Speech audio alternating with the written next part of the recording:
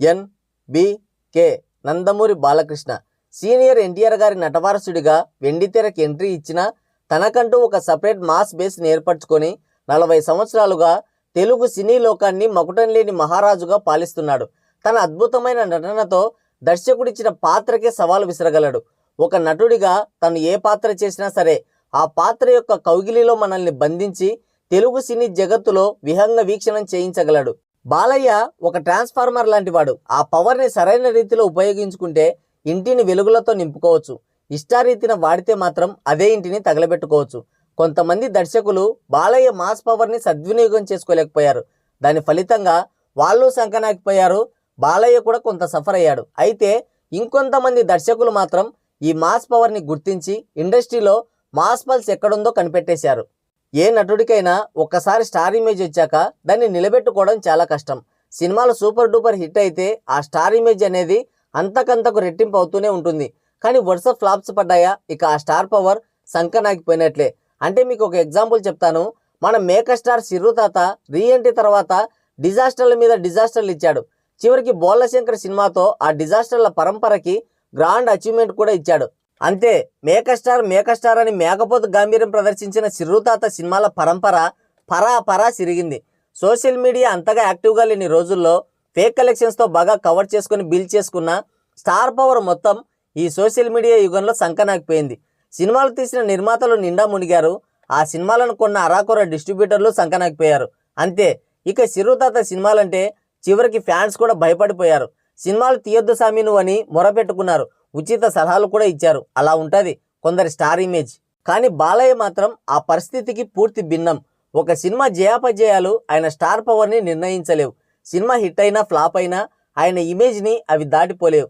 ఒక cinema hit అయిందంటే ఆ సినిమా పరిధిని దాటి బాలకృష్ణ స్టార్ పవర్ నిలబడుతుంది. అదే ఒక సినిమా ఫ్లాప్ అయిందంటే మాత్రం బాలయ్య బాబుని ఎలా ఉపయోగించుకోవాలో డైరెక్టర్కి తెలియదురా అని స్వయాన సినీ ప్రేక్షకులే అంతిమ తీర్పు కూడా ఇచ్చేస్తారు. ఇండస్ట్రీలో ఇలాంటి నటుడు ఎవరైనా ఉన్నారా అంటే అది కేవలం బాలయ్య మాత్రమే. That is Balayya. Present Tollywood ఇండస్ట్రీలో ఉన్న టాప్ హీరోస్లో పీక్ ఫామ్లో ఉన్నాడు బాలయ్య. డబుల్ స్పీడ్తో రైమంటూ దూసుకెళ్తున్నాడు.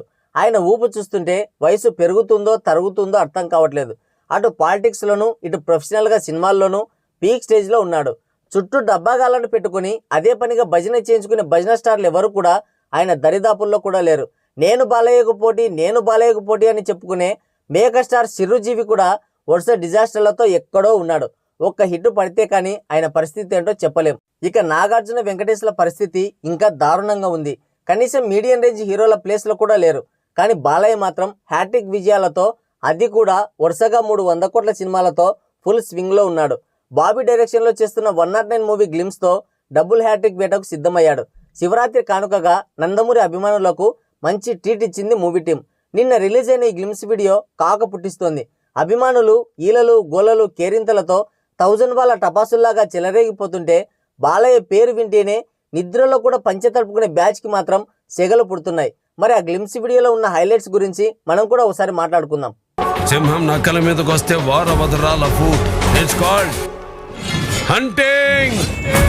ఇక ఓవరాల్గా ఈ గ్లిమ్స్ వీడియో చూసిన తర్వాత నాకెలా అనిపించిందంటే ఒక్క మాటలో చెప్తున్నాను, బాలయ్య మాస్ పవర్ని టచ్ చేసేటోడు ఈ తెలుగు చిత్రసీమలోనే లేడు. అంతే, చూసే కొద్దీ చూడాలనిపిస్తుంది.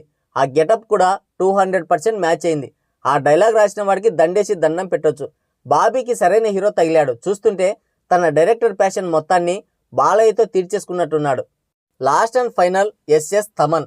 నీ అమ్మ ఏమన్నా కొట్టాడు అసలు, అదేంటో కానీ వేరే హీరోలకి కొట్టేటప్పుడు డ్రమ్స్ పనిచేయవో లేదంటే చేతులు రావో తెలియదు, కానీ బాలయ్య సినిమా అంటే చాలు పూనకాలతో ఊగిపోయి తాండవం చేస్తాడు. మరి బాలయ్యని ఆవాహనం చేసుకుంటాడో ఏమో. మొబైల్లోనే ఇలా ఉందంటే ఇక థియేటర్లో ఒట్టకాయలు పగిలిపోతాయేమో. ఆ బీజిఎంకి, బాలయ్య మేనరిజం అండ్ డైలాగ్స్కి గూస్ బంప్స్ వచ్చి ఊగిపోతున్నారు ఫ్యాన్స్.